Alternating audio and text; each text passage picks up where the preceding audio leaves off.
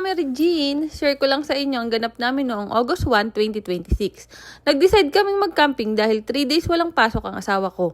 Kaya naisipan naming sulitin ang time na magkakasama kaming pamilya. Kami lang namang 4 ang nag-camping. Ako, ang asawa ko, at ang 2 naming anak. Bago kami umalis, naghanda na rin ako ng mga pagkain. Nagluto ako ng spaghetti para advance na rin para sa birthday ng panganay naming anak. Dahil August 8 ang birthday niya. Nagluto rin ako ng lechon paksiw para may masarap kaming makain habang nagkakamping. Excited talaga kami nung una kasi family banding sana at gusto lang naming makapag-relax at makapag-enjoy sa nature. Pero noong gabi, sinundo ng asawa ko ang bilas ko dahil nga nag-decide sila na mag-fishing. At hindi naman talaga kami umuwi na walang dala kasi nakahuli ang 2 ng malalaking isda. Kaya talagang masaya sila sa fishing nila.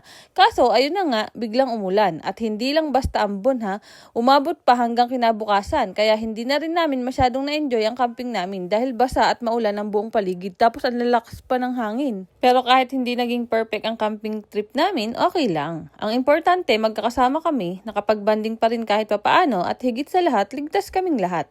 Minsan talaga hindi naman kailangang maging perfect ang isang family trip para maging memorable.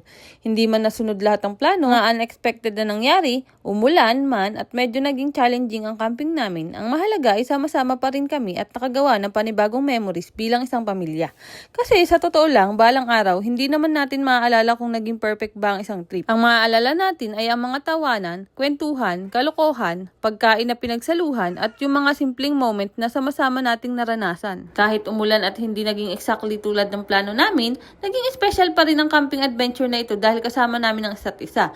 At minsan nga, yung mga hindi inaasahang pangyayari pa ang nagiging pinakamasayang kwento pa na ikinukwento natin pagkatapos. So ayun na nga mga kamami Regine, ito lang na i-share ko na video kasi nga nakalimutan ko nang mag-video dun sa mismong camping site namin kasi nga naging very busy ako sa pag-asikaso at saka sa pag-aalaga ng baby namin. Kaya ito muna for today. Maraming salamat sa walang sawang panonood sa aking mga mumunting vlog at maraming salamat po sa inyong mga walang sawang pagsuporta sa amin. God bless po sa ating lahat at mag-iingat palagi tayong lahat at huwag natin kakalimutan maging mabuting tao. Bye-bye!